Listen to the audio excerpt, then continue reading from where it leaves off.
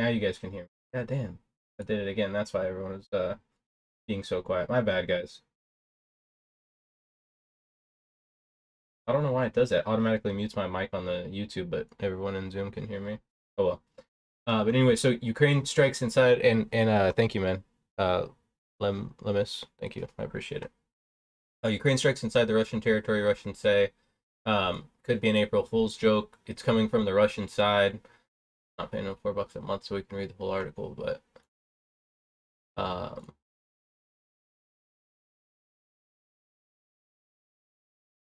that they struck a Russian oil depot. This is kind of like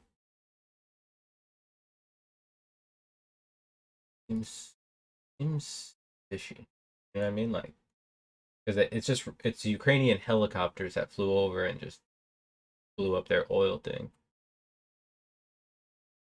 Was it? Or was it like Americans or British? Like, who was actually flying the helicopter? We'll never know.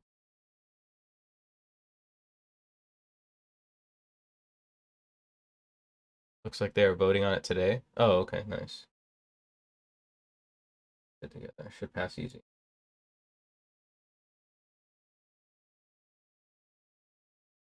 So we're getting back up to that 30, or to the 30.75 to settle here. This is where they need to get buying above in order to try to pop this thing up, and then really above that 33 quarter.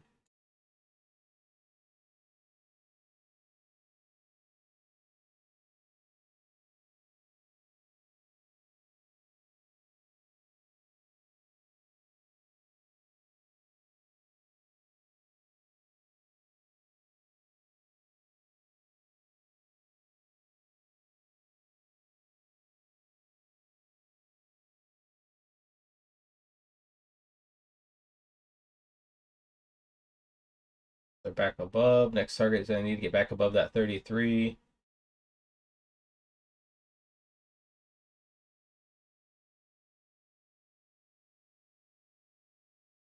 Not able to do. So now you want to see if they're able to hold the settle. If they're unable to hold the settle again, then we head back towards that spike. It looks like you're getting some action here, though. See that nice little pop up? That was right off the half back. And mechanical as well. Bitcoin's coming back up to that weekly VWAP. So basically, the market and Bitcoin are almost trading identical today.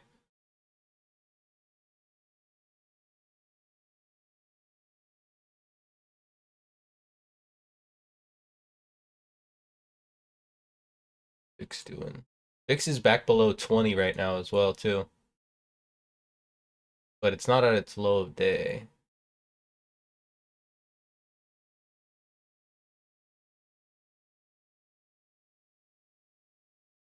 I need to hold this 30 level here.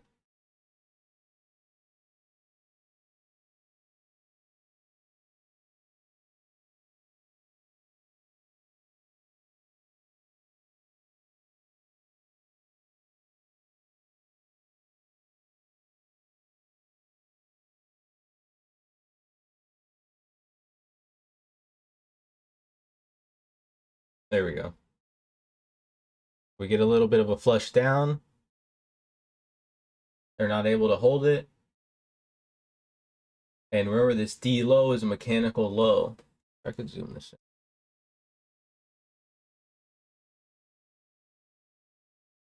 Right, it's a mechanical low because it's right at the base of the spike and it happens to be one tick above half back. And so for those of you guys that were looking for the Bitcoin, then the next Bitcoin trade I was looking for is I'm looking for it to come back up into this balance area and get quickly rejected or just start to see liquidation right away. I want to get on board some of that and then try to trade it back down to this 46 and this 45 being those targets. If we get up here and we start to actually hang out up here, or you start to see volume accumulate up here, I'm going to be looking for them to break out over this trend line. And if we're able to get back above that trend line and target that 47, really that 48,000, and hold above that 48,000, looking for my actual target here on Bitcoin is 52,144 on Bybit is what I'm looking for. Are we going to be able to get to it? And right here.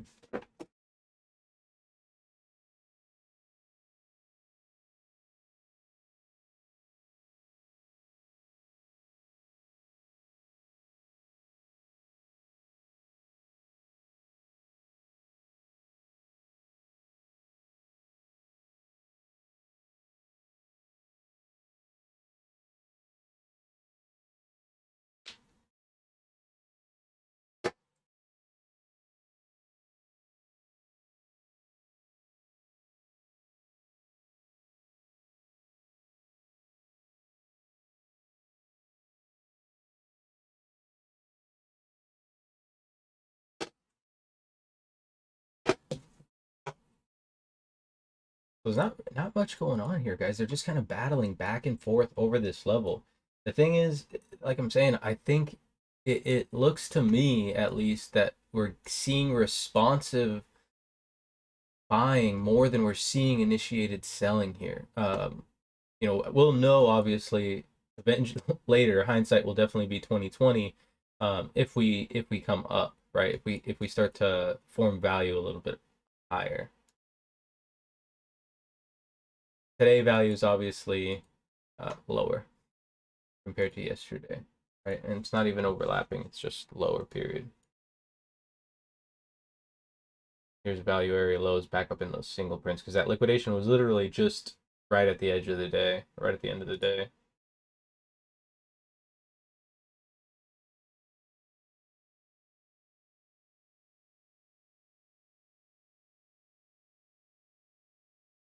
I think the only economic news left for today is uh, the Fed speaker, but that's not till much later in the day today.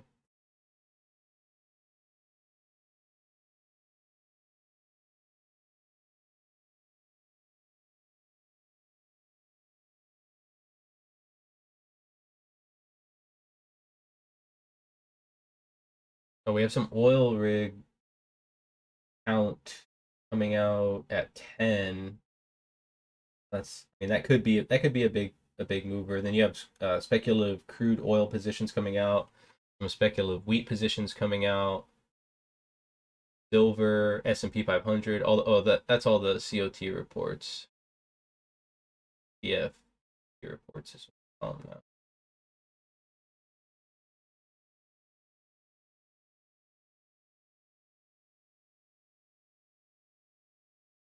Yeah, that's it. Nothing big. So any big news would have to come on some news probably. The volume today is pretty good. So there's the fix of that mechanical low there. A peak below the spike and then right back.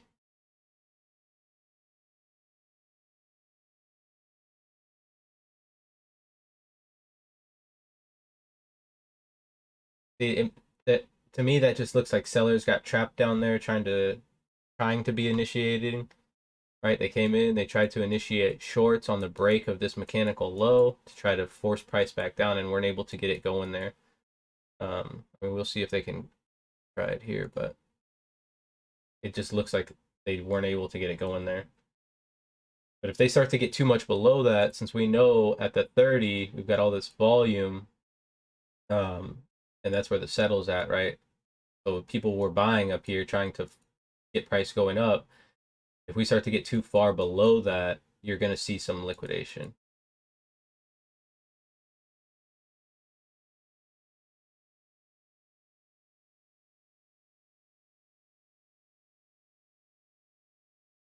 And I've just been kind of fading this level, this the settle, well, yeah, basically the settle to like 33 quarter. Every time we get up there, I've just been trying to catch a little bit of a short piece, and then just putting a stop at 34 quarter, right at the top. So basically, just trying to fade this little area here because every time we came up there, we just haven't been able to get anything going. So just fade this little area, and I'm looking to try to catch liquidation, but every time it breaks that spike, it doesn't go. So, I'm not targeting below the spike.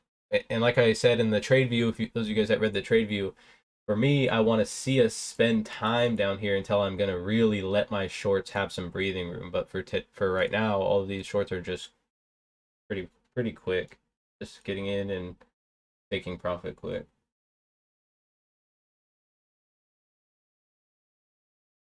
But I mean, they can only hold on so long.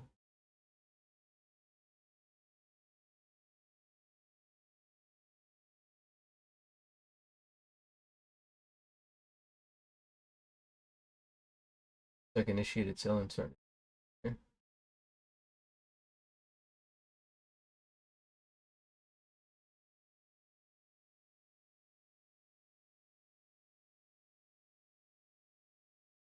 So there's a tap of the spike right there, a little tiny bounce. But it looks like people were trying to get busy down here.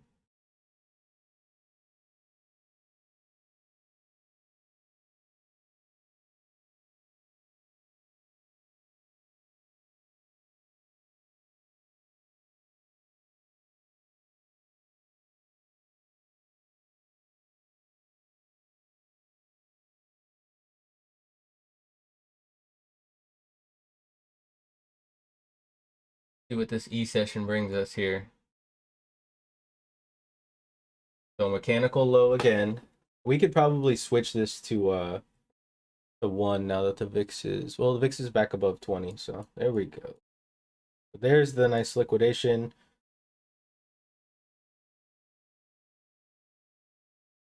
And let's see if we spend some time down here.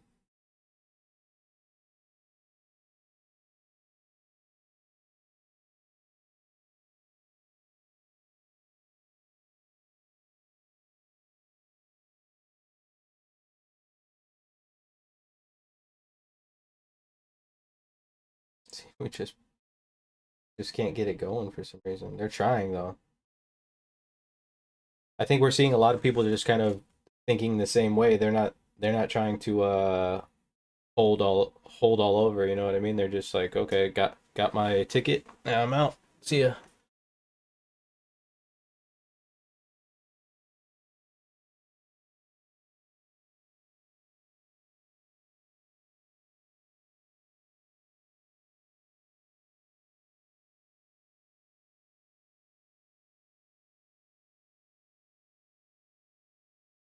There they go. Yeah, I think what's happening today really is that the market just doesn't want to. No one really wants to commit. I think, especially it's Friday, first day of the month.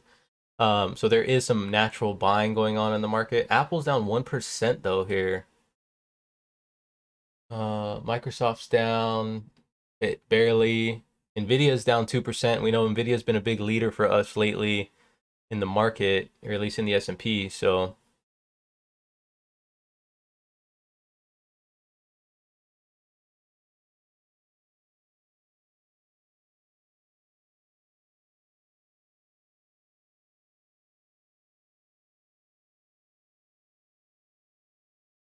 but I mean, overall, the sectors look pretty red.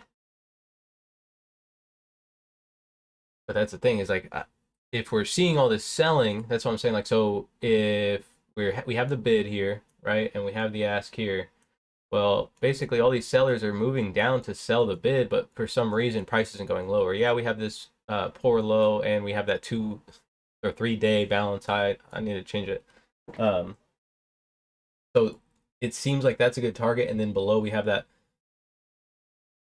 Deepak,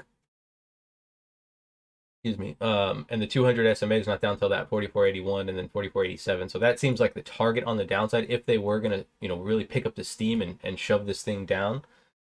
But it just doesn't look like it's catching the steam yet. But it does look like there is more initiated selling starting to come into the market now. So there could be, they could be trying to challenge for that low. There goes a little bit more.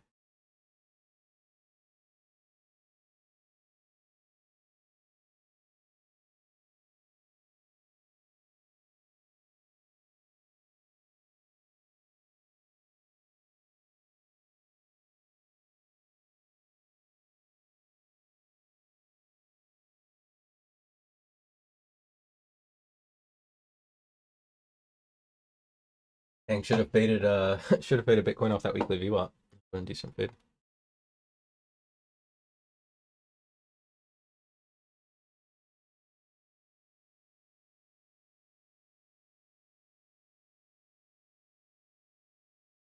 That was an April Fool's pump. My buy is 32,262.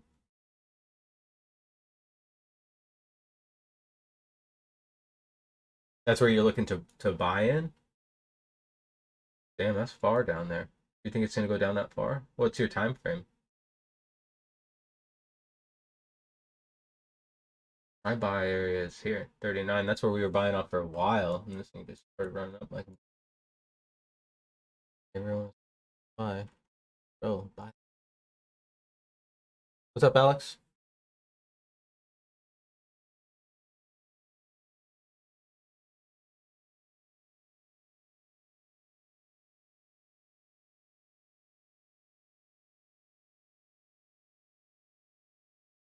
Yeah, what's your time frame, Tio? What time frame are you looking for it to come down to that level?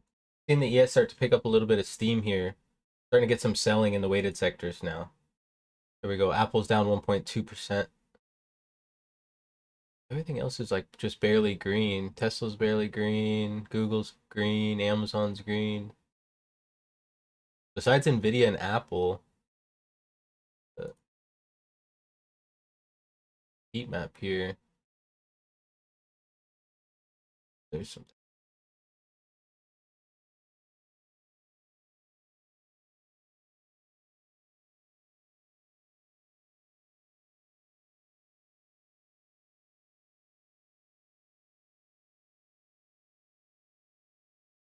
in May. Oh, okay. Little April shower down to bring that.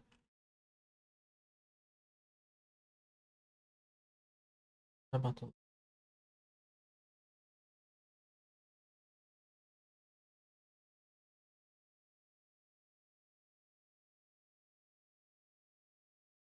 Yeah, I could look at the ETH chart. Let's just see if we break this low real quick and then we'll switch over to ETH. Or I could just switch.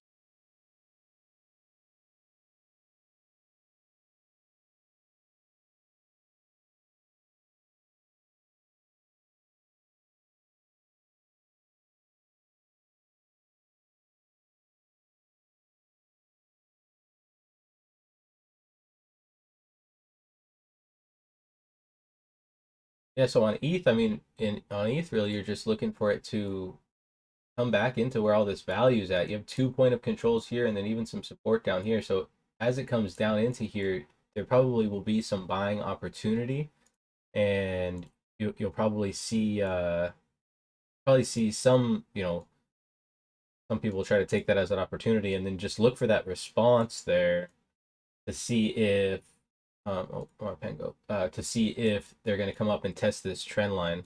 Really, you want to see it get above this trend line and then start to challenge for this 34.75-ish level. Take it up to 35, 35.50. There's a low on the ES.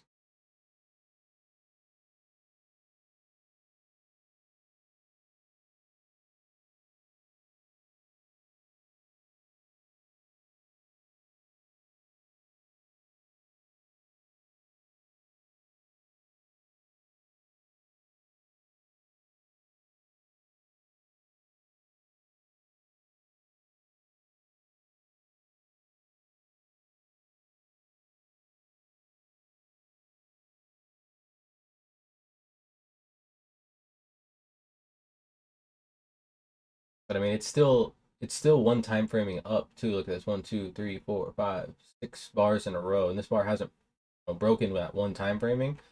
So in reality, like this thing still looks strong, right? It looks like this was a trap, a little liquidation trap. They scooped up the rest of the volume, brought it right back up into value where it was at, and so they just hold this area, freak it up. Target's going to be that 35.81.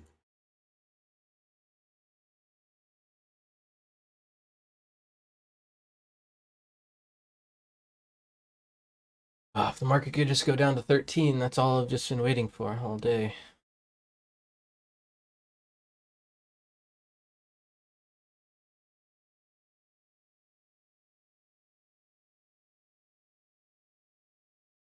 What's the volume looking like today? That's what I, yeah.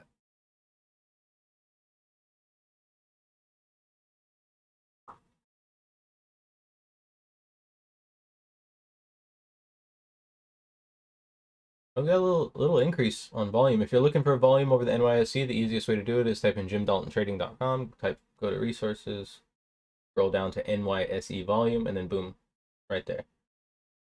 So a 9% increase compared to yesterday. So there's some increase on this way down right here. And like I was saying earlier, it did look like you had a lot of responsive buying, a lot of people trying to buy the spike, right? That's what it looked like. It looked like a ton of responsive buying right here, and it looked like it was overpowering that initiated selling. And so, I mean, reality, this thing broke and it kind of hung, and then finally it just started to go. And then the target that we were looking for from the trade view is 15 to 13 as an opportunity, right, to buy, right? And if you're short, then this is where you're going to be buying your stuff back. right? Even if you shorted below the spike, or maybe you shorted somewhere down low, maybe you shorted the break of the low. This is somewhere where you should be looking to cover at least a piece of your pie right here.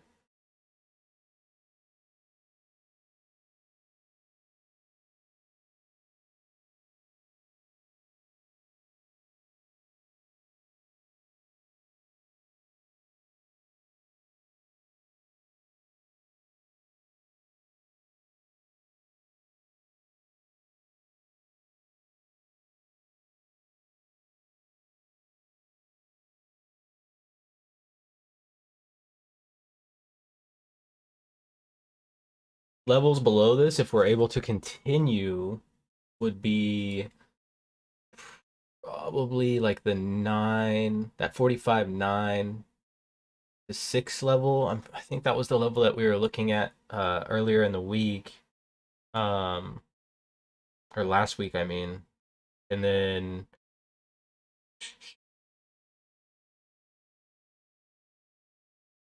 that 4,500 level, definitely a big thing.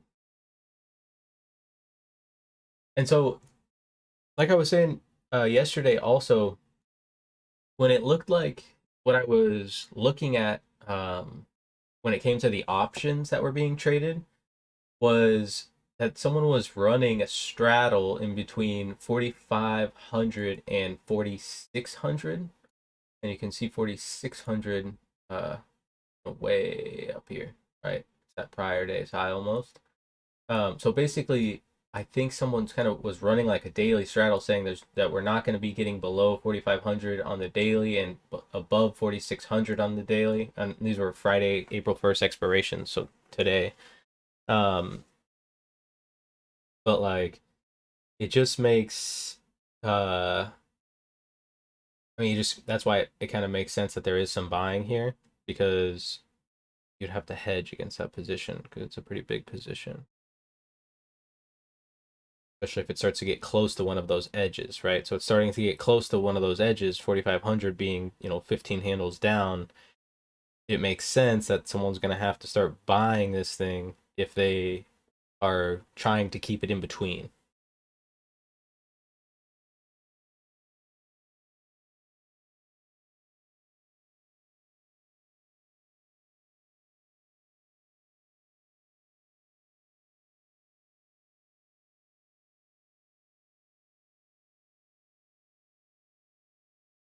Starting to see some people sell at the 13.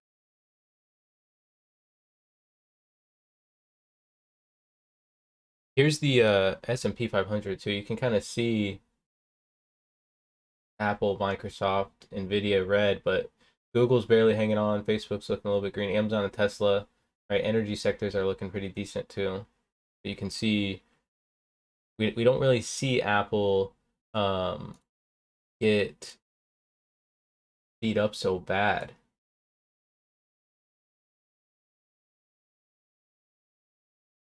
Apple trade, right? We now one time framing to the low side on Apple and coming close to this previous 3 day or previous low from the gap up day. So be interesting to see if there's a reaction right here.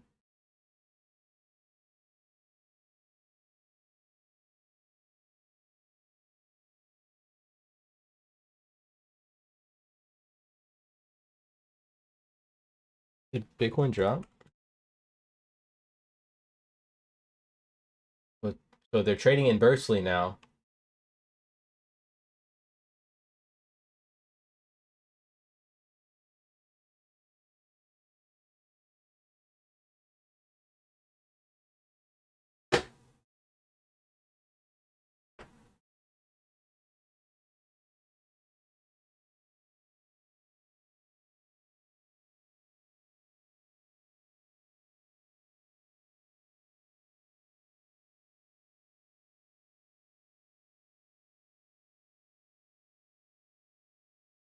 Yeah, I'm back on the beat. You're in a 10x short or a 10x long, or that's where you're waiting the 10x from. It's down at 33. A long wait. There's some more extension on the downside here. Close. There's 13. That was my target. So I'm just go for now.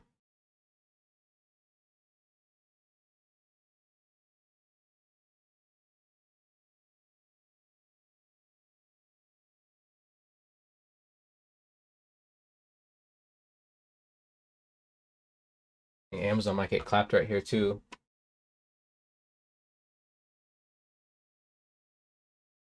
Amazon just got beat by a union in New York, so that could bring the market down even farther. Amazon is green right now, about almost a percent. So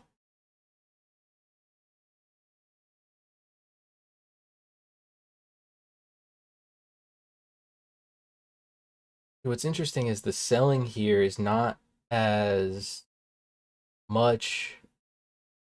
Well, there's a weird divergence going on in the market right now. It's just making me kind of vicious.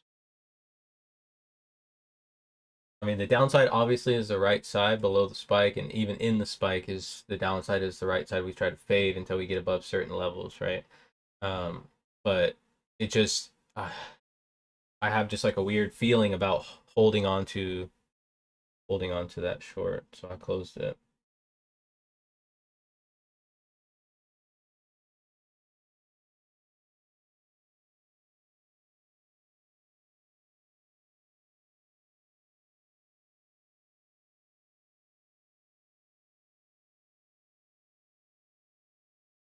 If earnings start coming out of these companies, guys, and they're bad, this thing could the market could easily just fucking fall asleep, right? It could just come down hard and fast.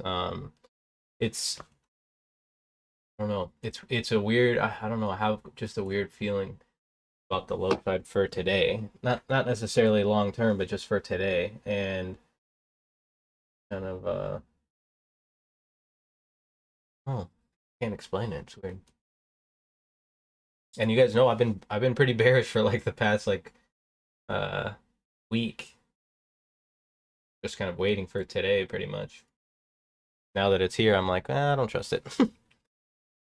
Maybe it's just me. Maybe I'm too suspicious because the market's really just not making sense today. I mean, it's been making sense the all the past days really, and we've been playing the spikes. Spike's been playing really nice, but today's spike was just so big. I mean, this is just so many single prints. If we really look at this, right, and we only traded it here, so I mean, it tested the spike. So there's our resistance sign right there, but this is just so many single prints inside here. So,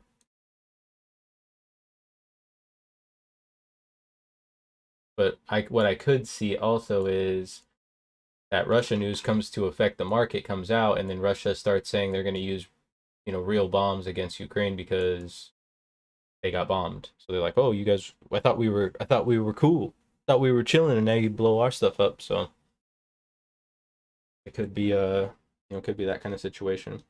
But it is Friday.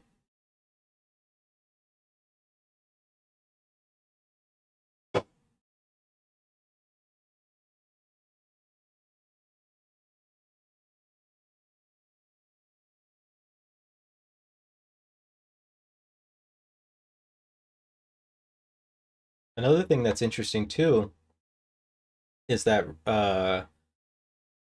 me and my wife were actually talking about this yesterday. Is so they raised rates, so rates are like 4.48, I think I saw yesterday, which was like the biggest rate hike since like 2001 or something. But housing prices, the median housing price didn't come down either. And here I have the what's this tool called national debt.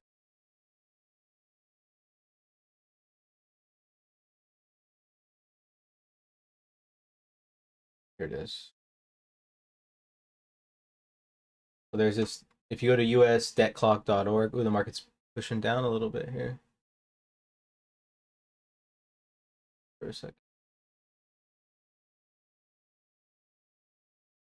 Stopped. Okay, so um, USDebtClock.org just tells you, hey, oh, America's in fucking debt. Awesome. But you can look at the median income, 35K. So that actually went up a little bit. And then the median new home price is 402,000. So, I mean, if you just think about this, this is the median home price.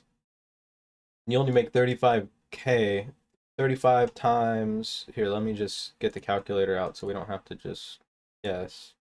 Um, we have, we'll just call it 400,000 and we'll divide it by 35K.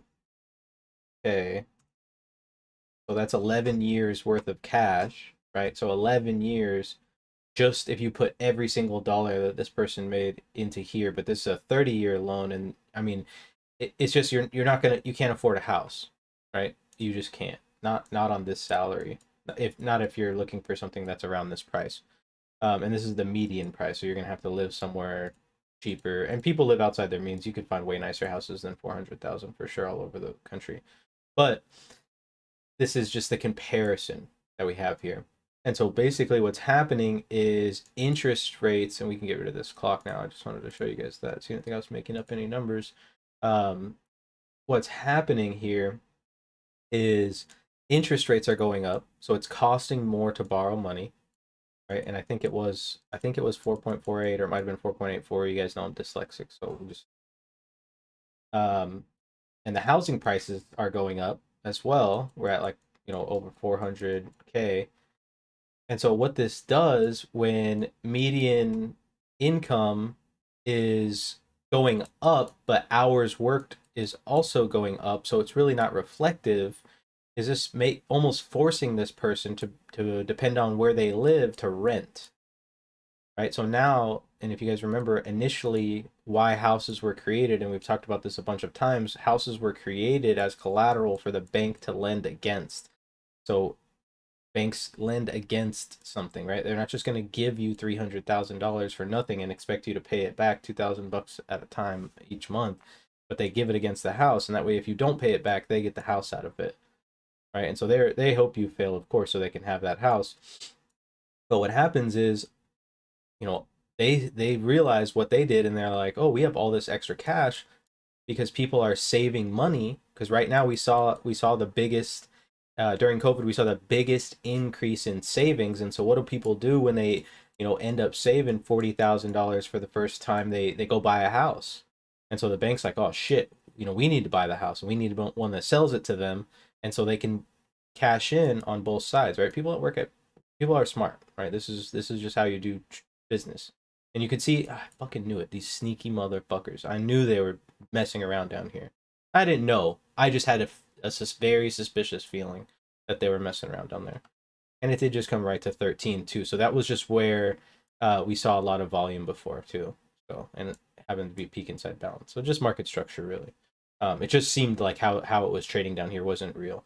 But anyways, so we get the banks trying to make these deals on both sides.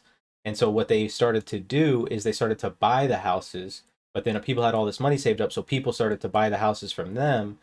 Housing prices started to go up, and they're thinking to themselves, well, shit, if we keep selling off all of our inventory, right? Because they have all these houses, they bought up all these houses. But if they keep selling all their inventory off for cheap, they'll have nothing left to loan against.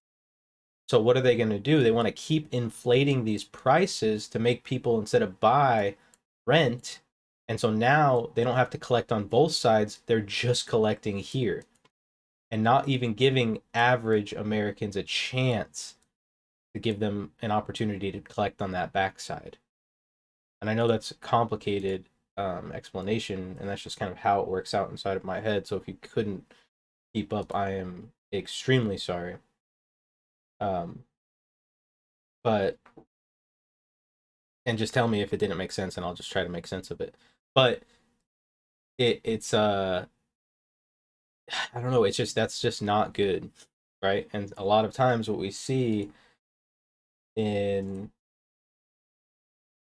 we're gonna look at we're just gonna look at the SP. Actually, we could look at the SPY, because the SPY is ETF that checks the ES. Okay, we're gonna switch daily profile.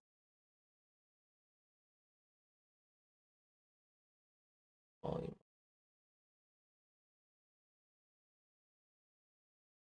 Okay. So what we'll do is we'll zoom back to where's 2008?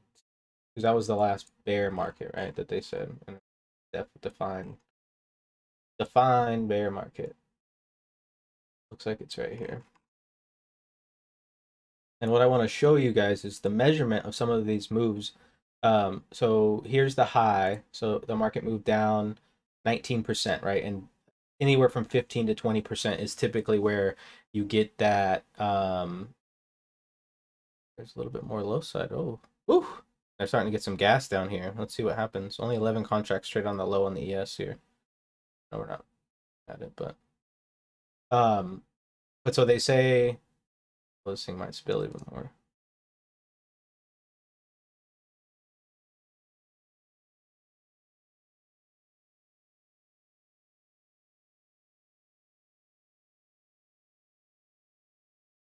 Not sold on it yet. Anyways, so we can see the high here, and they say 15 to 20%. 10% is just correction. It bounced up. Everyone was fine with it. And then we see a 20% move to the downside, right? And we have almost seen that in the ES, but not quite. And then from here, we see a 15% move up, followed by another almost 20% move down, right? And so this is called a bear market rally. And this is something that, I'm very cautious of kind of happening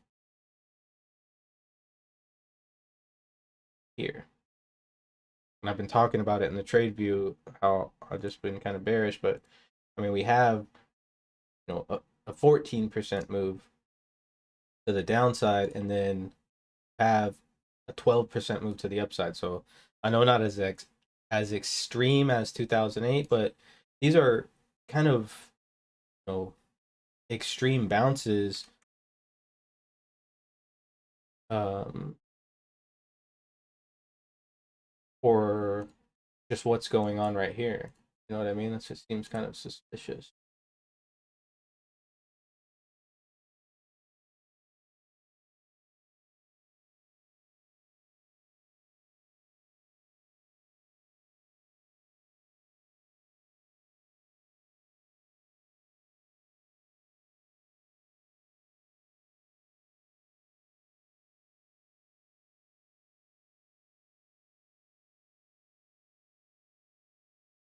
What's interesting is like the whole market is red, right? Obviously, we're down here, but the breadth is green. But the selling is representative inside, the bigger stocks, Apple and Nvidia being kind of the leaders on the downside here. Even some selling in healthcare too. Oracle, Pfizer, Netflix, UNP is down 4%.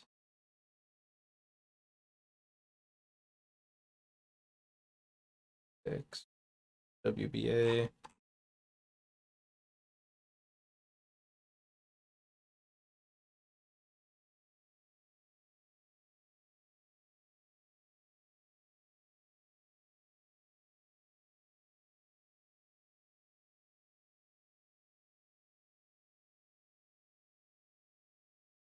A lot of interaction down here, right? You've seen that kind of high volume um, coming in here on the 12th. Only 9 contracts trade on that low, but with that 12 being the number to watch here. Let me look at VIX real quick. The VIX is 10%. Like it's above 20, but it's barely at 10. So let's watch this F period. We've got some single prints above now, so something to trade against if you haven't been able to catch any of that short. We open up this new session inside that 3-day balance high. Just pretend that says day and not week.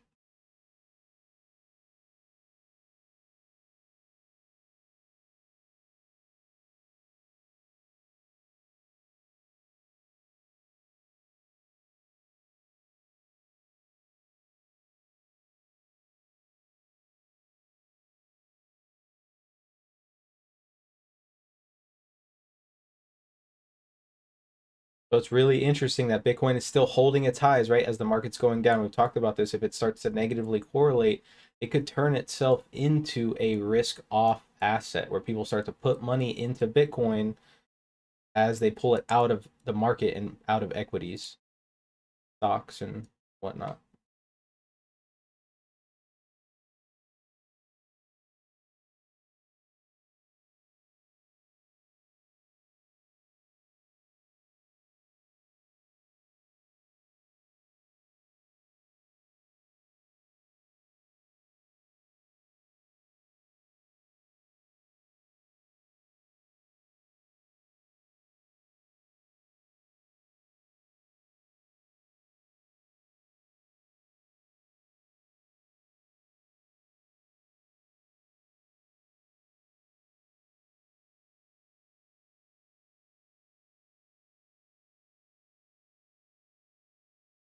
Oh.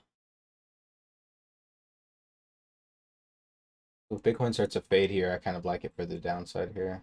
It's maybe if it gets back below this previous bar's low.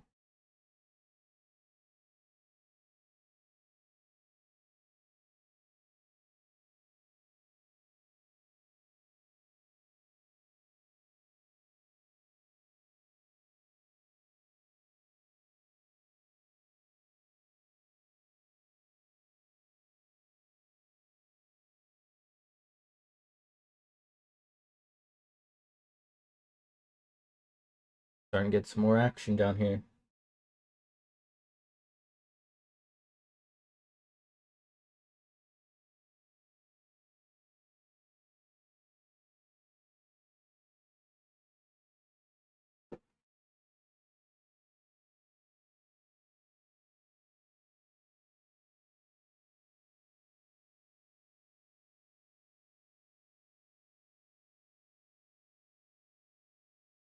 Oh, you want to sell it on Sunday?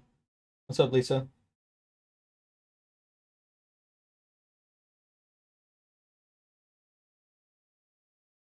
897, what's up, man?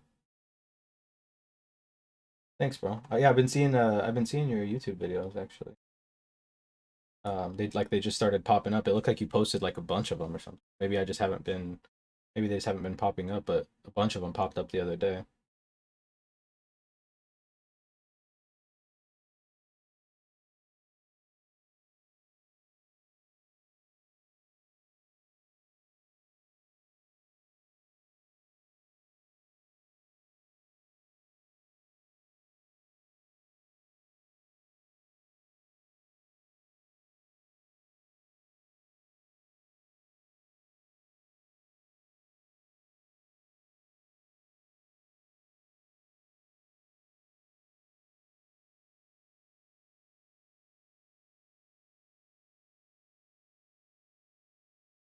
So to me, this what this is kind of looking like is that it's looking for acceptance, right? We saw how it had that high volume.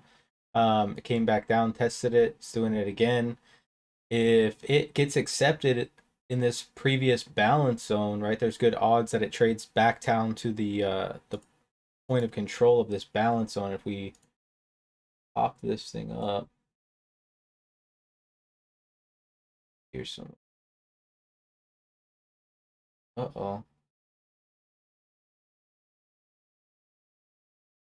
That point of control or that target to the downside makes sense to be around this area, this 81 to 88 area, or 87 to right. We have a decent amount of volume here and a lot of time spent. And this is our 3-day balance right here. So it makes sense if it comes down that that's where it's going to try to target, right? Really, if it gets below that 4,500, that's a very mechanical number, psychological number. So you probably could see some buying there. But if it gets below that, it seems like a quick ride down to that 200 SMA, which has acted like a magnet when we're near it.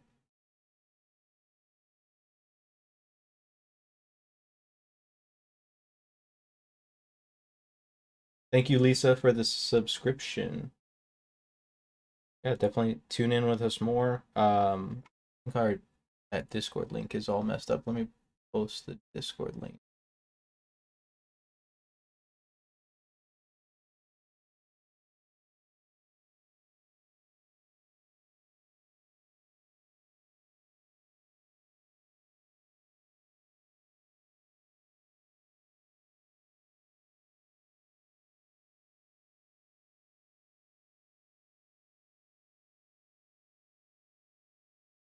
Yeah, so that's our Discord link.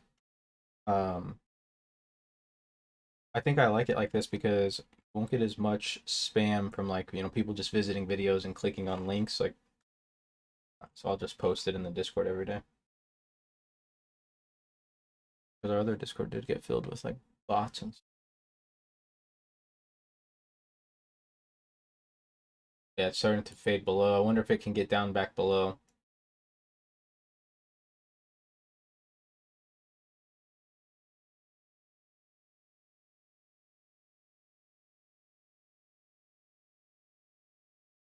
At 45.10 being the level to watch here on the upside. If you're short here and you get back above 45.10, be careful. You might see a little bit of short covering pop up above that level. I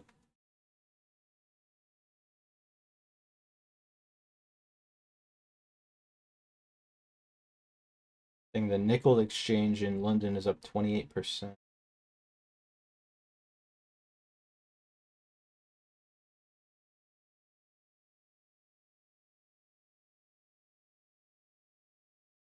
Somebody posted that Bitcoin could hit 4.8 million if it becomes the global reserve asset on Twitter. Wishful thinking.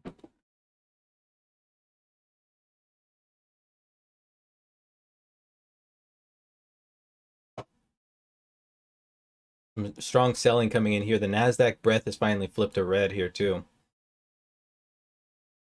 See if the VIX is starting to come up a little bit. Yeah, the VIX is starting to bring itself on up.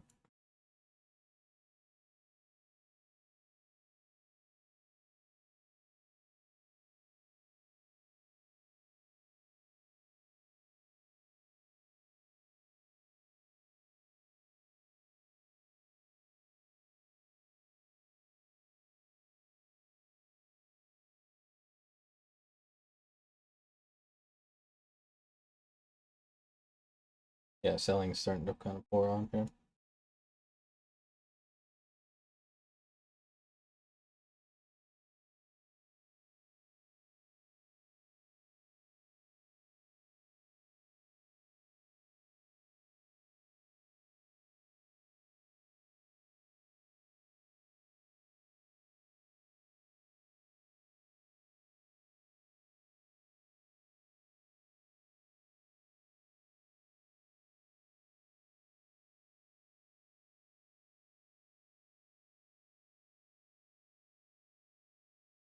The fuck is?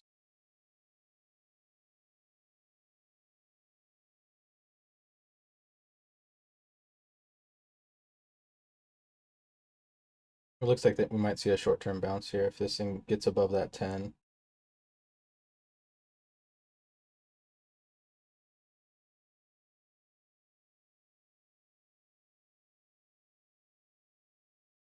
Oh, sorry guys, I didn't know I had that thing dragged all the way out. Yeah, so watch that 10. If it gets above that 10, you could start to see some shorts start to cover, and then we'll just look for it to fail inside these single prints. And just because it doesn't fail inside these single prints, right? So let's say it gets back into these single prints, eats them all up, doesn't necessarily mean that you should just be getting long, right? We're still playing the spike. And like I said, I really don't like until we get above that 33 quarter with some volume, and you can see there's a weak volume. So I'd rather fill that in, and that's where I'll start looking for a long if I'm going to take a long. That's where it's going to come from. Um, I don't want to. I don't really want to be pushing my luck, trying to time the bottom.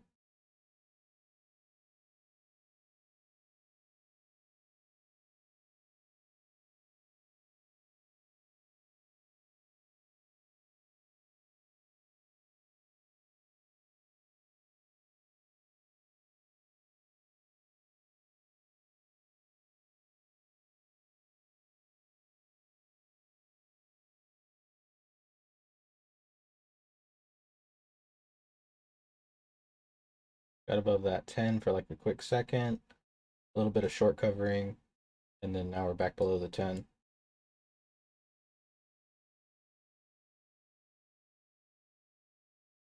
That looked pretty mechanical, so that half back there.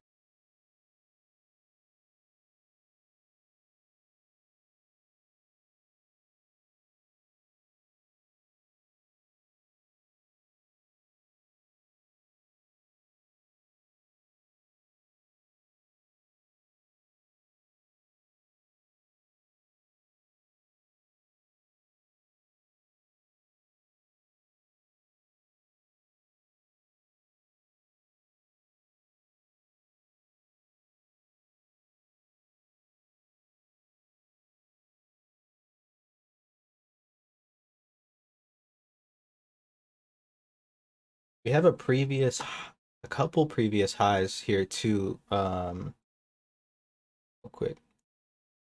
One here, and there's one here.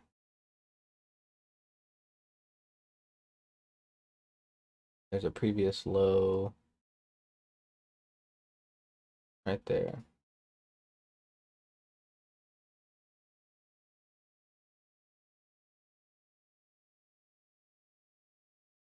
And this is, if you guys watched or read the trade view, this is kind of the area that I was talking about yesterday where I could see us getting that reaction. That's why I like that 13.15, right? You can see where it's at. And then this 975 is just the previous low from the upside. So this is an area where I could see if people were going to buy, it would make sense. We've seen auctions end here before, right? 1, 2, 3 previous day auctions ended right here.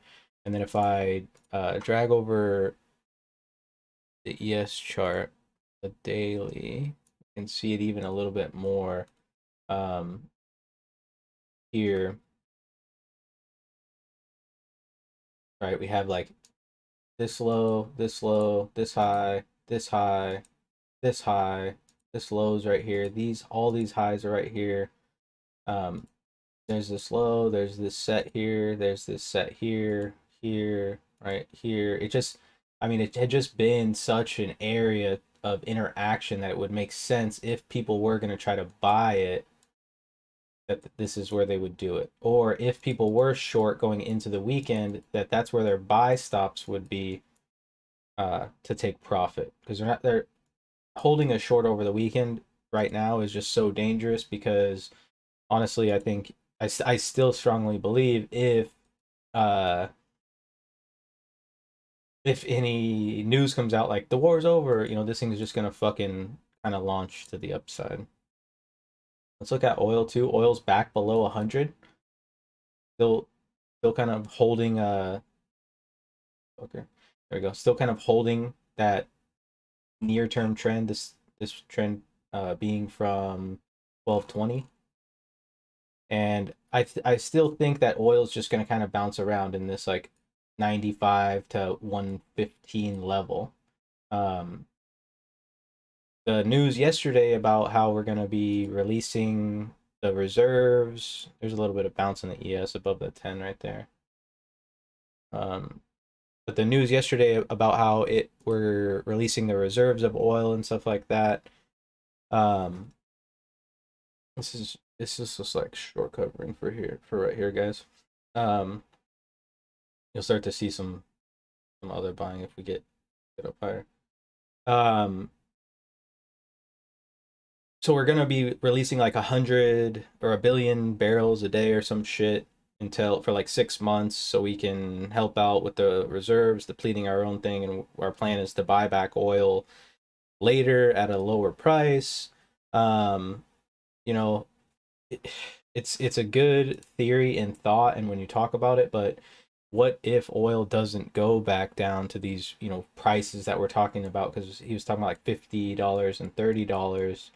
If oil doesn't go back down there, when are you going to refresh our oil reserves? And then you put on your conspiracy hat and you're like, oh my gosh, Russia's probably trying to do this on purpose, so that way if we have to go into actual war, then that we're not going to have as much oil, we're going to need oil, blah blah blah. And then I mean, there's just so many possibilities, and there's no reason to try to worry yourself and predict the future. It's definitely good to think about the opportunities and to lay it out, say if this then that, right?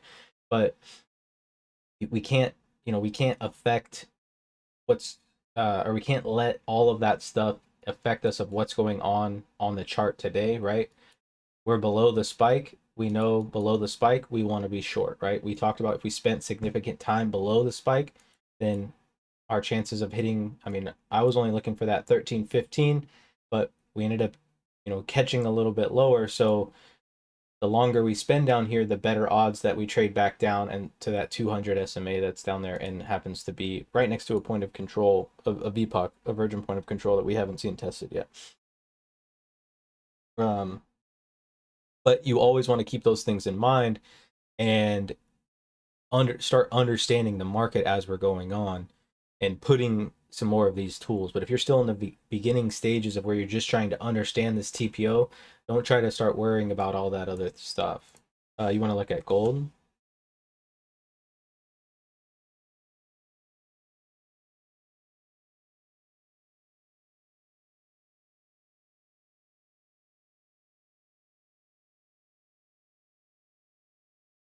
Gold looks like it's holding this balance here. Gold's a tricky beast to play, though. Kind of a lower balance on gold. Um, yeah, I don't know. Gold, it really just depends. We haven't really seen a huge increase of money coming into gold, but gold's still above 1900, so it's still up. Initially, this was our look to get long on gold was these lower levels. You know, can see it's been playing out really well because it's gold. What gold does. I'm not really a fan of buying gold futures, but I do like to buy physical gold when the price gets cheap. But as far as trading it goes, I mean, really, it's such a reactive because it trades inversely to the market. Um, it's so reactive. You really just have to be paying attention to the market. You think it's going to drop soon? The only way that it's going to drop, and I don't know how far you're looking for it to drop, but the only way it's really going to drop is if we see oil start to drop and we start to see peace talks really start to go away. Because as of right now, the global how do I say it? You know, the geopolitical issue that's going on. I don't know if we call it war. I would call it war if I was Ukraine, um, or Ukrainian. There's still the issue of Russia needing to get some of their supplies in order to continue their assault. And the only way that they can do it, which we've heard at least, we haven't seen, we've heard them doing it with Bitcoin, and then also with gold. So unless that ends, unless this geopolitical issue ends, I don't really see gold uh, dropping very rapidly until that happens.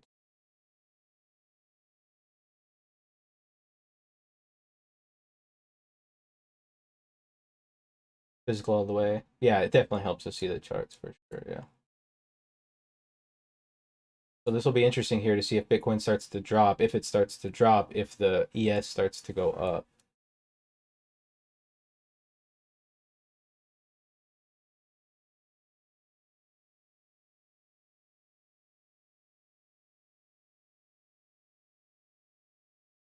All right, Patrick, you have a good weekend as well.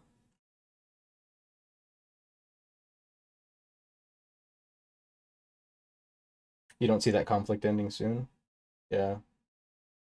Unfortunately, neither do I. Not too soon, at least. Not like this weekend.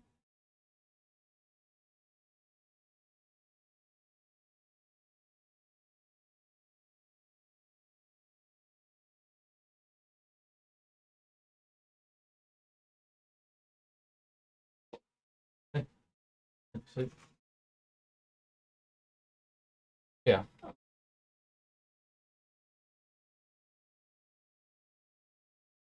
Yeah, probably like another hour or something.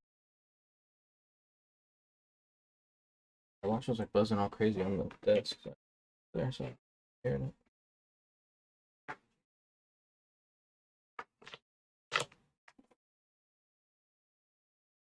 Huh? No. I seen her outside though. You think the winner will be China? I've been I agree actually. Um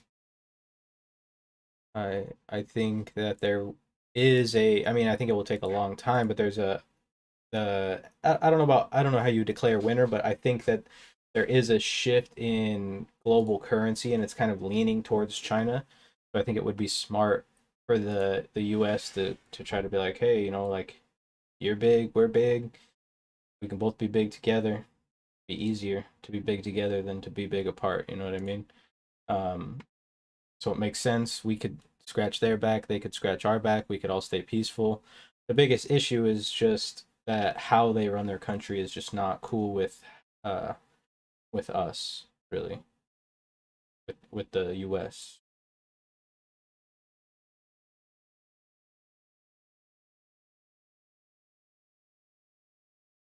Trying to look for our level to the upside. We're seeing Bitcoin gain a little bit of steam on the downside, and we're seeing that capital kind of flow back into the market here. It appears.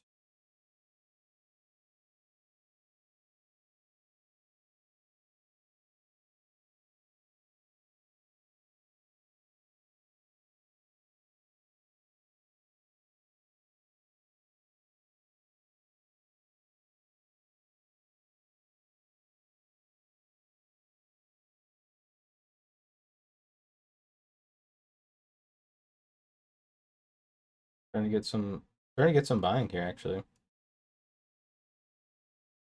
And if you look at the the overall here, volume wise, oh shit, where was this at? I'll fix it. That was right. Okay. So with the volume that's forming down here, we see most of the volume up here, some good volume that got captured here, and then that's where we got that liquidation from, but there's not really any big increase in volume down here. Just kind of weird. But like I said, that doesn't necessarily mean that if we close all of these single prints that it's just time to get long. It just means to watch on these pullbacks, and we know a pullback level is going to be that 2021 level, most likely.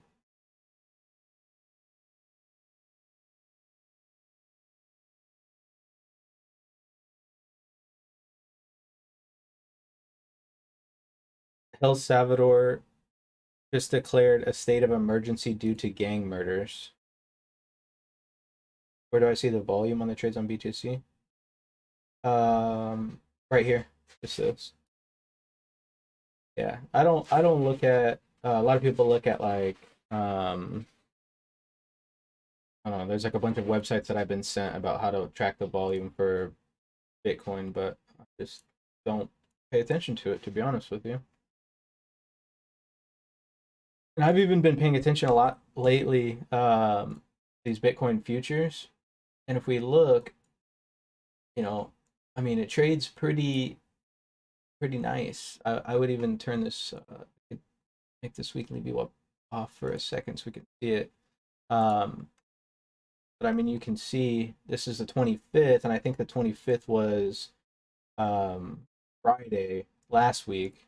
We had that kind of gap up, built some value, tested back down into previous value, and then rejected, obviously, and now have come back up, which is why I'm looking for this area to either get accepted or rejected. If we reject, we should come right back down into this area. I know it's a little bit easier to see on a Bitcoin futures chart because it's not as dramatic and doesn't trade on the weekends.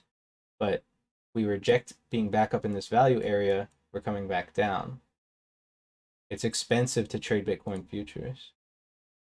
You can trade micro Bitcoin futures though, and that's not well, not expensive, just the margin. So like your account size has to be a little bit bigger to trade Bitcoin futures, whereas micro Bitcoin futures, you don't. It's just basically, I think it's like $1,000 in your account per contract that you trade on the micro Bitcoin future, so it's not very much.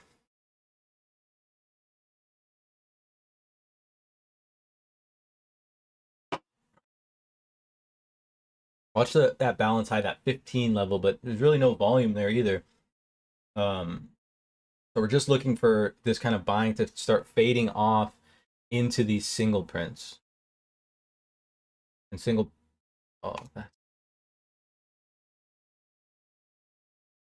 prints here are ending at 1775 there.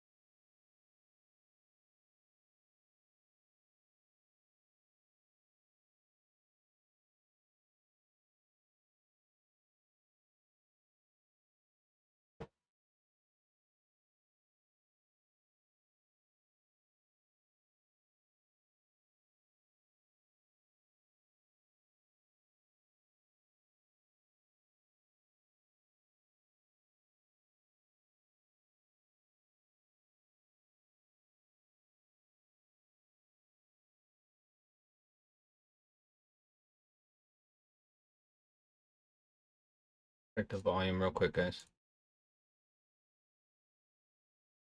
11% increase on that downside. It'll be interesting to see kind of who's more active. And what will be interesting too, because we did see a lot of buying here early this morning, right? A lot of responsive buying off that previous low, the spike low, previous day low, pretty much the same. I don't know why it's why 2 ticks there, but oh, this is the halfback, my bad. And so if price were to come back up here and we saw another increase in volume here, that could even be an early time to start getting long above that spike. The target is D high, but there is opportunity above the D high as well. But I don't think it's worth it to start thinking that and then be like, oh, I'm gonna just get long here and then try to trade it up.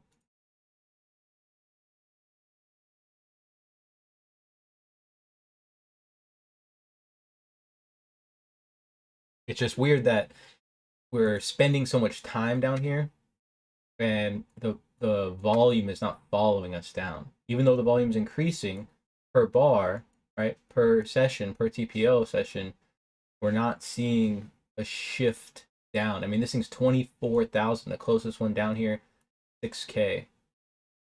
And yeah, this is 4 sessions wide, but you've got 2 sessions here, you've got 3 sessions here. That's not even, I mean, 6 times 4 is 24. This is a fourth of the volume with just one less TPO. You know what I mean? That's kind of weird to me that volume is not following it. And that just makes me think that people are scared to be getting short going into the weekend, which is why I don't trust any shorts for a long time. It's tough, or it's tough. I mean, it's just really tough to just sit in a short and kind of let it go to your level. Even down to that 13, I was like kind of sweating, just waiting for it to get there.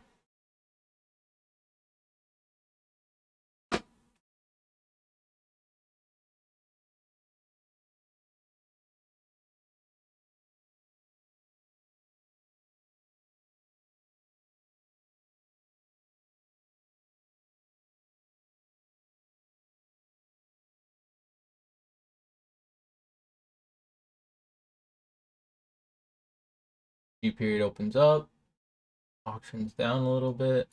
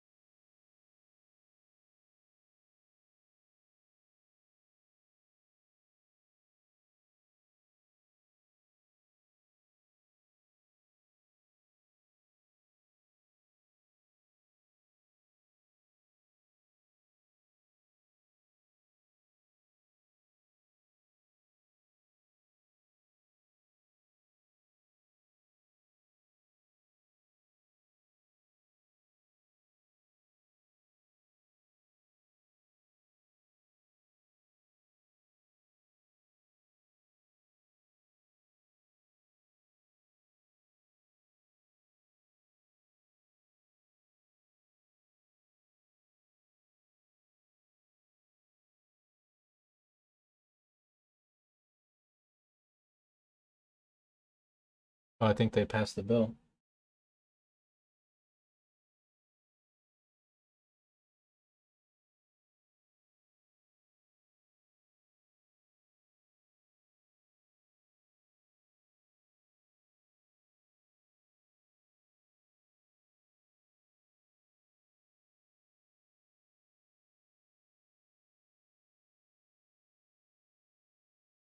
The weed's kind of selling off. Tilray is like a marijuana brand, and it's a fairly popular one, and it's kind of selling off here. But it kind of looks like that the bill just passed.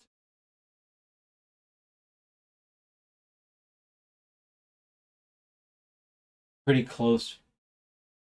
Pretty close. 219 to 204. Pretty split there. All the Republicans said no. You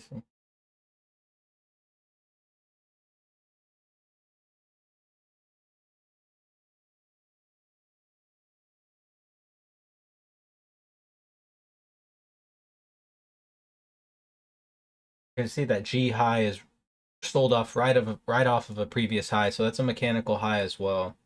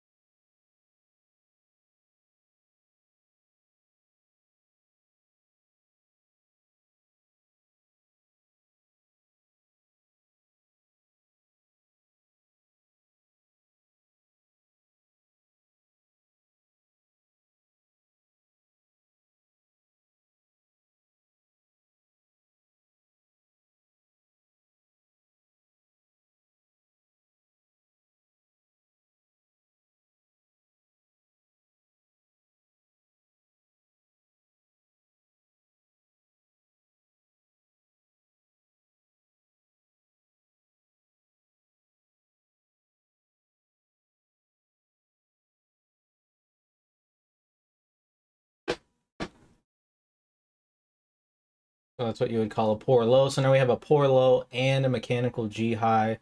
Happens to be right from the previous high, one tick below that F high as well too.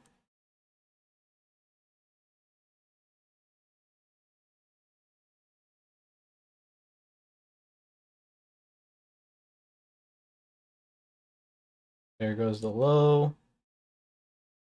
Remember, like I said, I think if they give up this 4,500, that it's almost a straight shot down to this 4487 to 4481 level.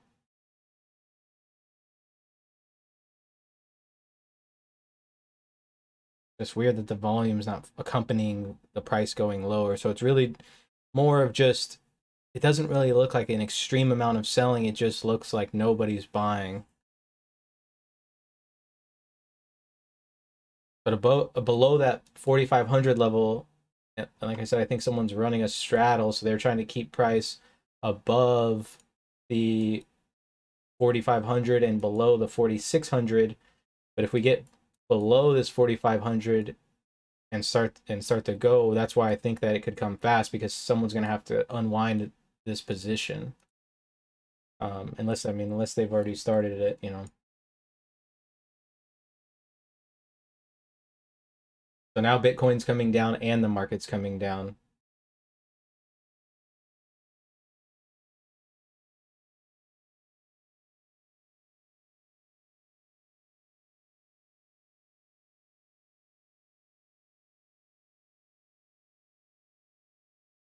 The White House is urgently addressing cyber threats, says Newberg.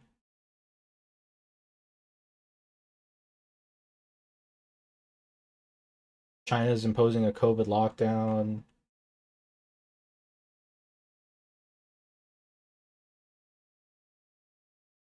$200 lots trade on that low, 205, 15.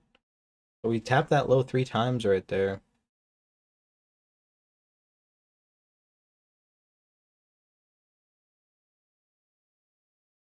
There it goes.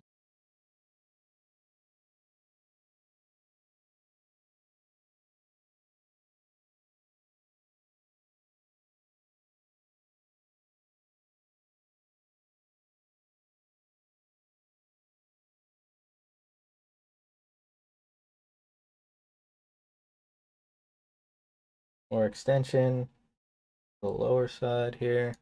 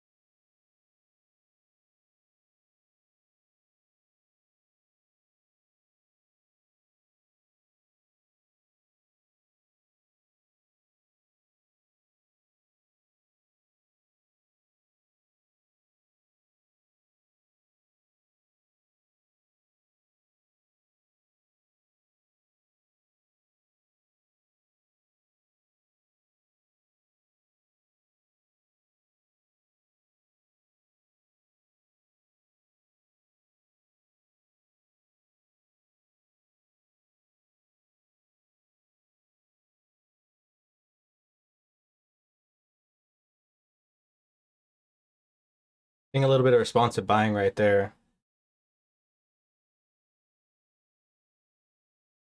Like 109 lots hit lift the offer right there too on the DOM. So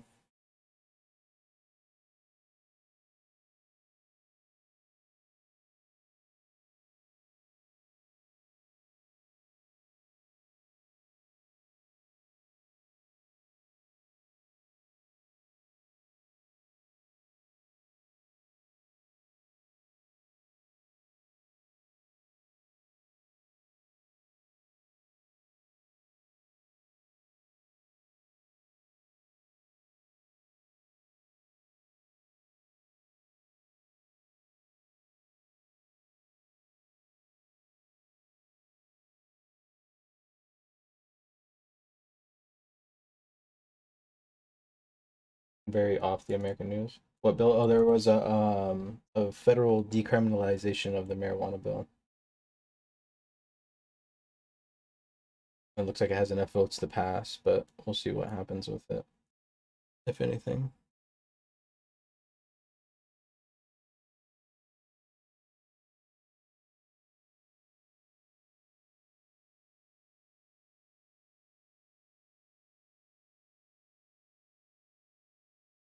You're trading perpetual futures?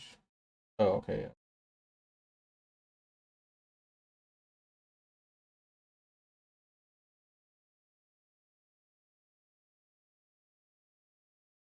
Yeah, so you're seeing a pretty decent bounce from that low there.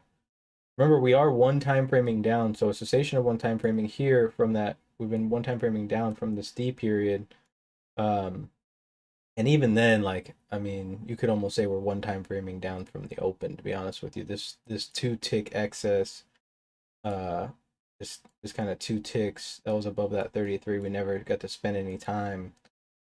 You could pretty much say we're one time framing down since then, if you wanted to. Um, so to show any life here, you're gonna have to see a break of this G and F5 for the buy side here.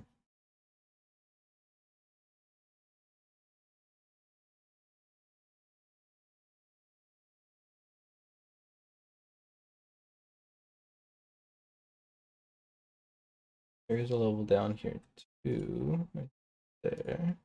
93.25 is a previous low, and then 93.75 is a previous high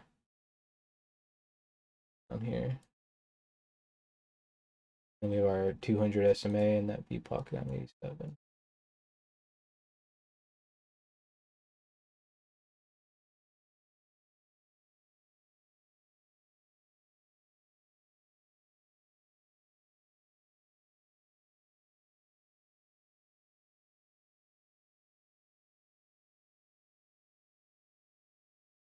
So we just keep tightening this into Bitcoin. Um, just keep tightening our price action.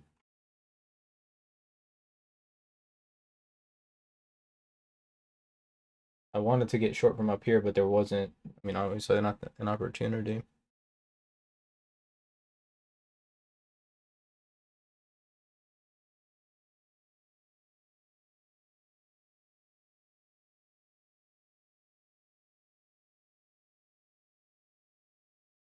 Could be a level at 98.75. We only have 4,500 and 98.75.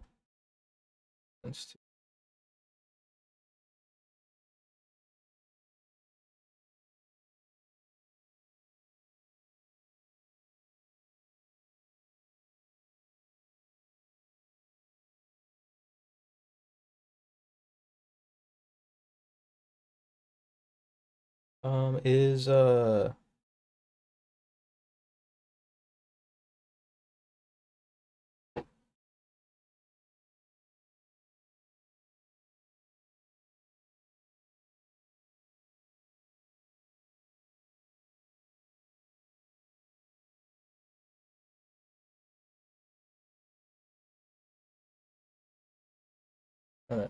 for that question from Auto. Okay, there we go. Can you please remind me if we open on a gap with net long or short inventory, we expect in a high percentage for the gap to be closed? So when we open up on a gap, guys, and we can just talk about the gap real quick while the market's just kind of chilling here. If we open up on a gap and inventory, let's say that this was the end of the profile, the market's closed, and all the inventory is below here, right? We don't expect the gap to fill high odds. What we do is if the market opens and starts to push and we see volume come in, that's when we expect it. Right? That's when we expect the gap to fill.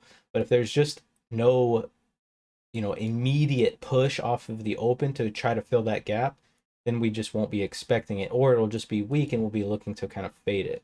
Um, there's no like specific if this then that in trading, period. Not successful trading, right? There's no magical thing. We do play the odds, but playing the odds when you're not at the chart, or just saying, okay, well, I'm just going to get long if it opens here because inventory was all net short and we should correct it, right? Because we've seen that not work out a couple of days ago. Here.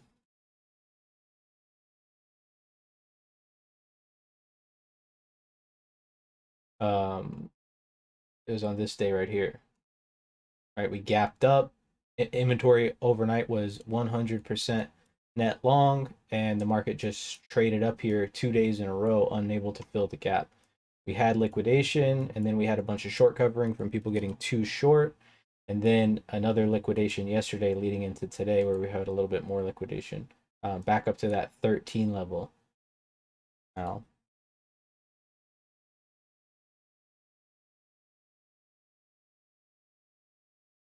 And then right back down, selling off that G high.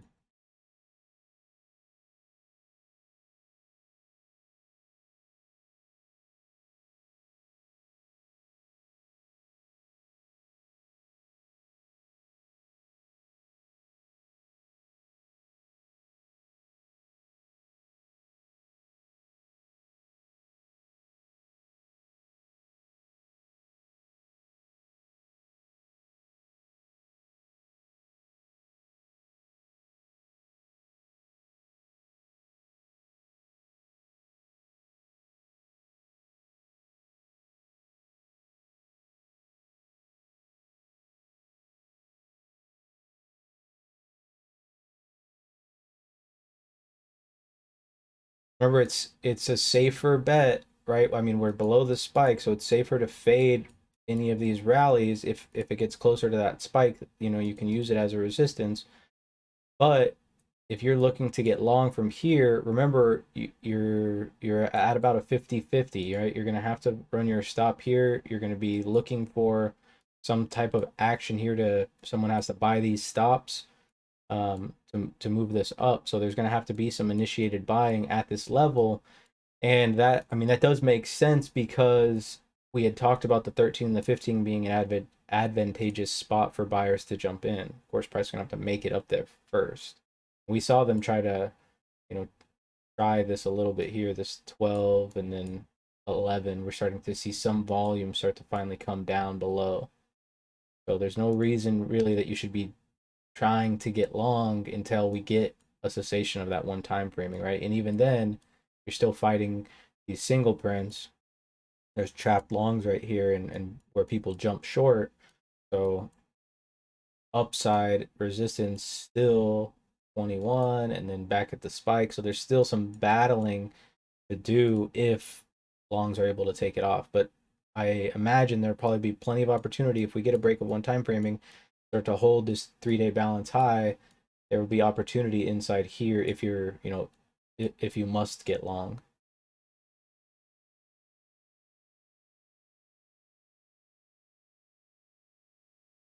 But in reality, I mean, if you look at the trend, it's pretty much just been, like I said, I don't even know if I would really count this D. Yeah, it's a break of one time framing, but it's kind of a poor high-ish uh, look when you see it on, when you just kind of compare these two periods. Um, that's really all it looks like. It even kind of looks like B period was liquidated, and then all this buying right here was just short covering, followed by more liquidation.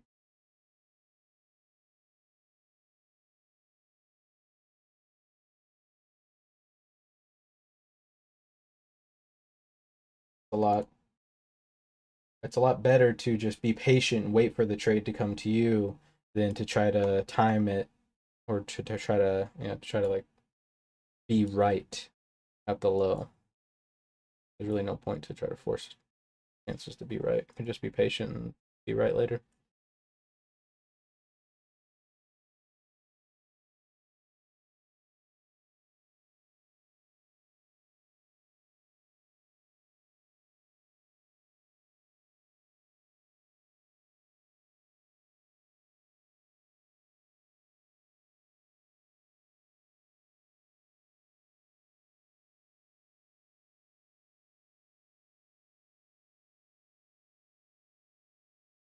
Back up to that 13 level here.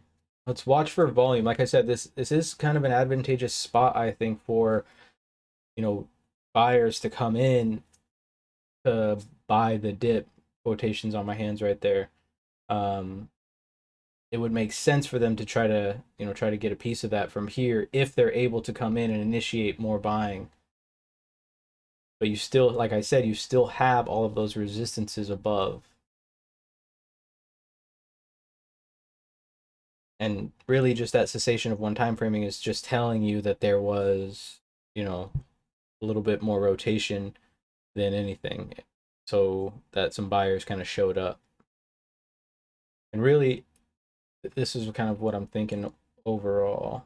I think buyers got long here, and it really does look like that, right? It looks like we had a lot of responsive buying here. Eventually they liquidated, brought price down to here. You can see where they had given up, which makes sense, right at the C low, right? They got long here. Break of that C low causes a liquidation. Single prints form. So this is where the short position is at, above that. And this is what I'm saying. The buying's going to have to come in here because someone's going to have to buy those stops, right? Because there's short stops right there, or sell stops right there. I guess they would be buy stops, right? Buy stops because they're short, so they have to buy it back. There's going to be buy stops right here, and above that, if the buying continues, that's where it makes sense to start climbing up. And then where they liked it before, if it is able to climb here, volume keeps coming in. They liked it before here, obviously, so they'll probably buy it again. That's the creature of habit, and you'll probably get some selling. If not enough selling comes in, then you get that short covering into the market close probably.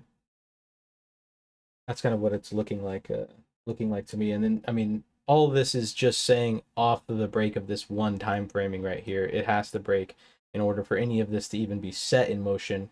And until that motion starts, you really shouldn't even be considering a long. And honestly, if you wanted to play it safer, you would wait until you got above that D high to start looking for a long. But I still think there is some opportunity here, depending upon how Doc Holiday you're feeling.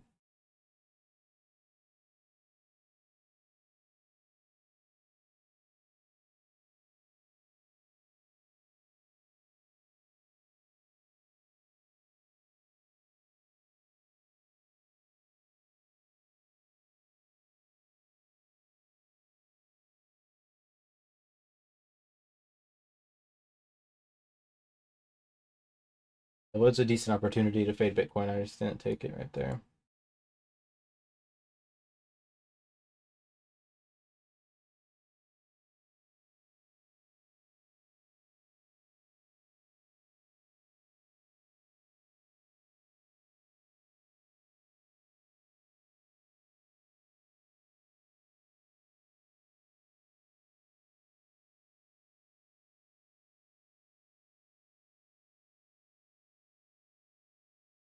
Thank you, Pixel Wave, for the sub. Thanks for watching. Thanks for hanging out. Join the Discord. I'll post it here in the chat. Introduce yourself. Say what's up. If it's your first time seeing the TPO and market profile, you're in the right spot. We've got a community full of helpful people that are all interested in helping people learn how to turn their time into value,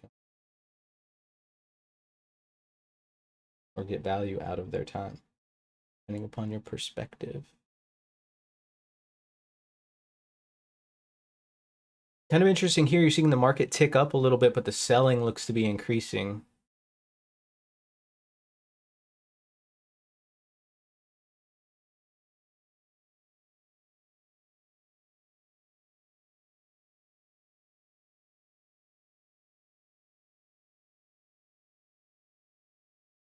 Thanks, Pixel. I appreciate it, man.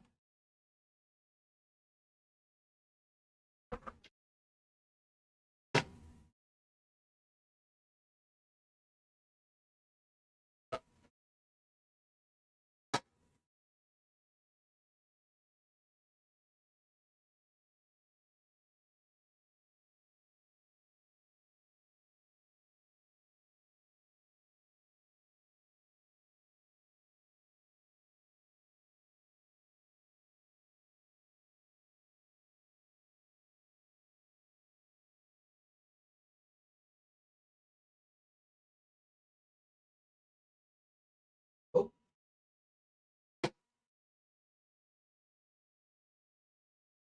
my cat just fell out of it. Rolled over.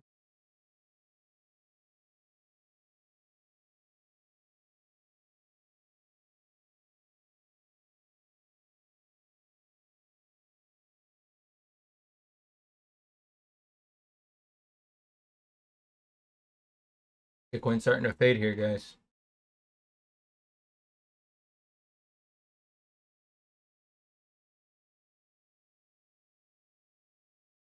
What's interesting here, though, is when you see something like this, right? You see, so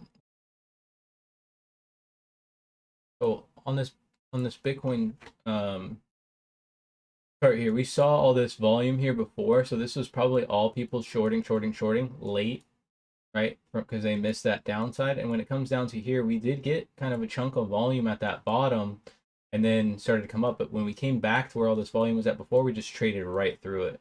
So as this comes back down into thin volume, erase all this, and we've seen thin volume through this spot here. As it starts to come back down here, if price doesn't start, or volume doesn't follow it and start to build it lower, then it will probably reject, right, back up to these highs. And we saw people trying to come in here. We've seen this as obviously a spot that people are interested in trading up here off this 46,505.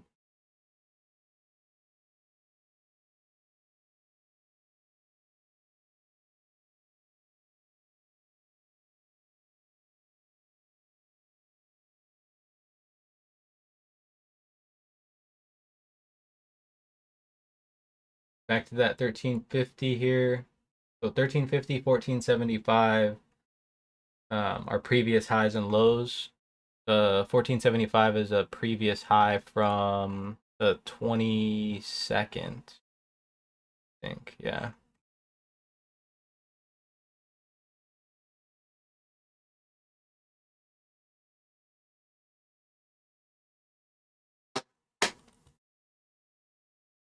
So let's watch for this reaction here on Bitcoin and on that G high. You see them sell, excuse me, sell the top of that balance. And then we'll watch for Bitcoin to get a reaction to see if selling is going to shut off or selling is going to come in.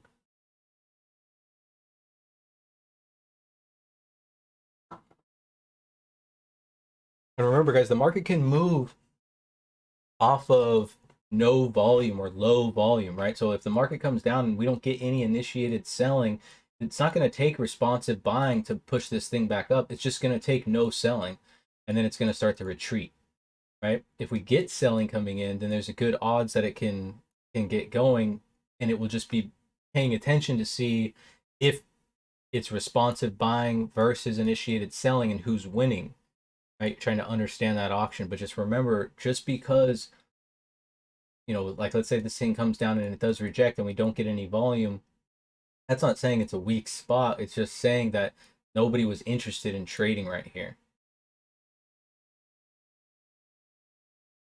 Because volume measures the success and failure of all advertised opportunities by price, right?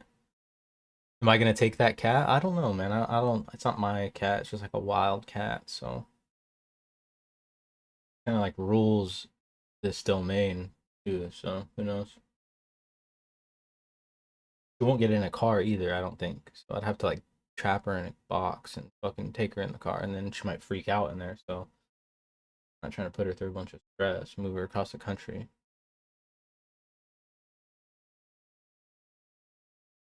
And I mean, I've watched her like kill things and eat them, so like she's not gonna starve to death. Kills like lizards all the time. I watch her eat mosquito eaters like all the time, and mosquitoes.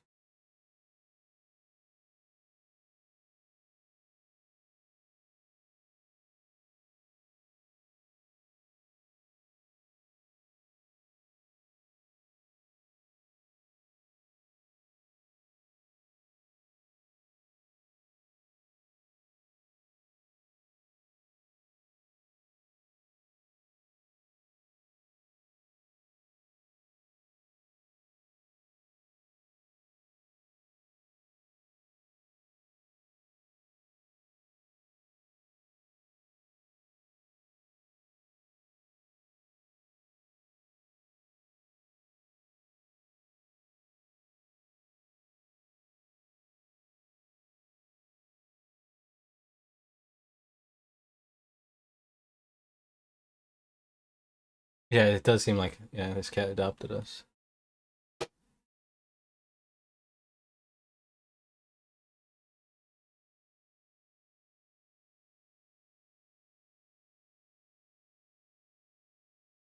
Let's watch this volume here. And for a reaction here.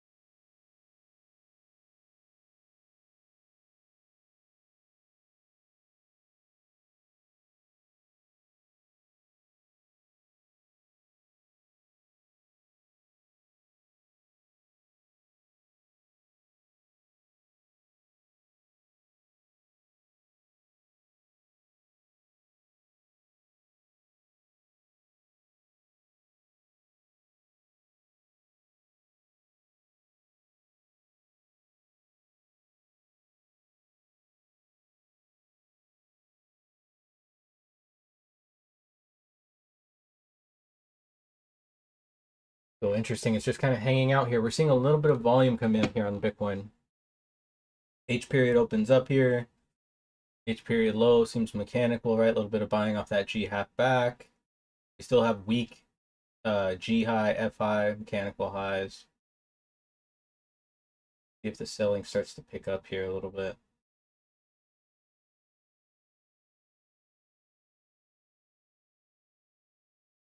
Nvidia is down like 3.5%. Apple's down 1%. Microsoft's down a little bit over 0.5%. JP Morgan's down 1%. Bank of America's down about 1.5%.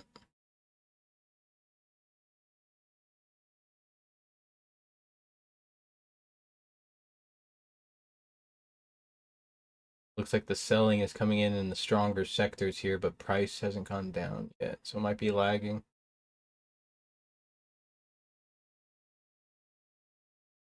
All right, guys, I think I'm going to end it here. We kind of know what to expect, right? We want to see, we've just seen this G excess hold for the first time. That H low, it holds this excess, right? We know excess is good for the market, sometimes signify an end of an auction. If it starts to go down and test, well, look for that G low. I like these 93s down here as a target if it is able to break and hold underneath of that 4,500. It's a very psychological number too, so this buying down here could just be front running that 4,500 level. And then to the upside, we've already kind of talked about those upside levels. We want to see a cessation of one time frame before we really even think about looking at the upside. And you're seeing this kind of, you saw some volume come in down here, right? Now it's important to pay attention to see if it stays above that level. Normally when volume's coming in, on the move down, that's going to kind of tell us that people are interested. And so this little bounce here could be short covering. So you've got to be careful here. Really above that 46.3 to see, but we're still respecting this kind of downtrend, and we have another one up higher above the top of balance. Yeah, other than that, you guys have a wonderful weekend. It looks like it's going to free fall into 55,350.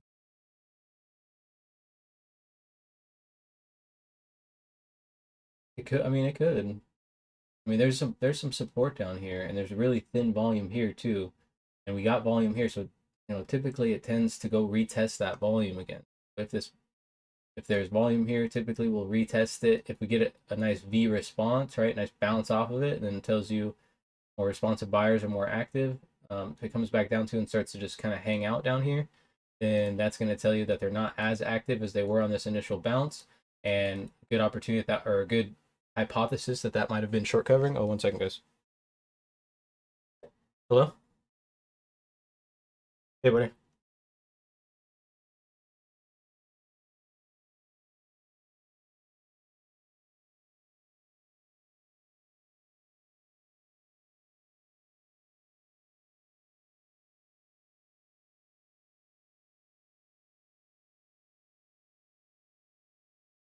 Okay, that's fine.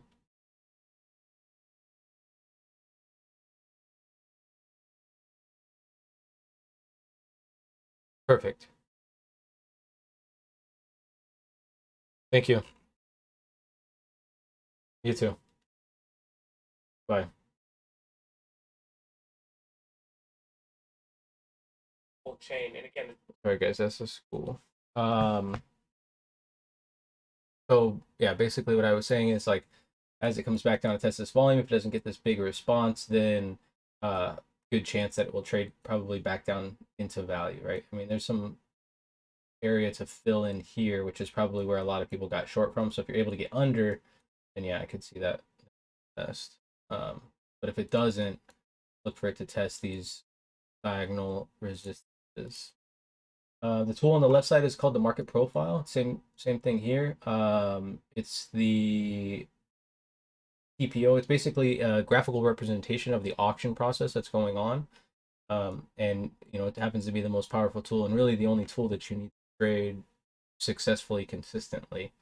I don't use any momentum indicators or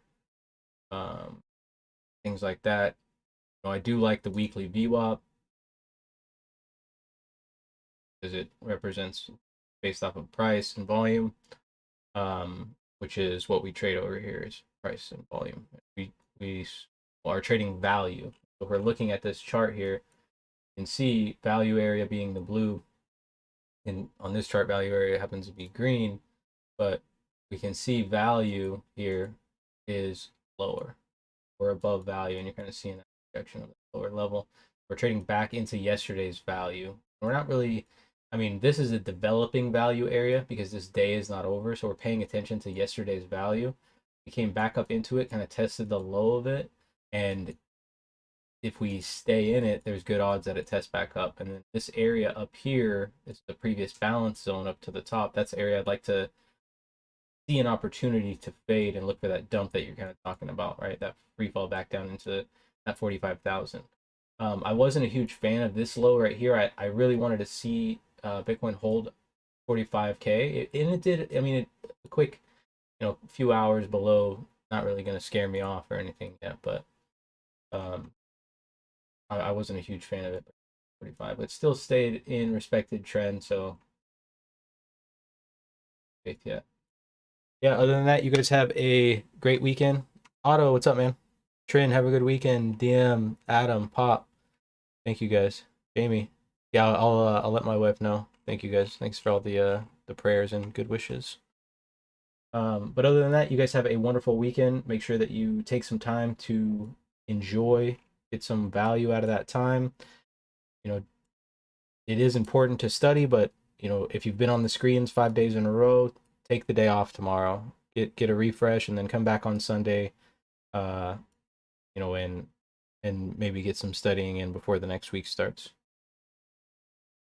Other than that, you guys have a wonderful weekend. Make sure you're managing risk and sticking to your trade plan. And I will see you guys later.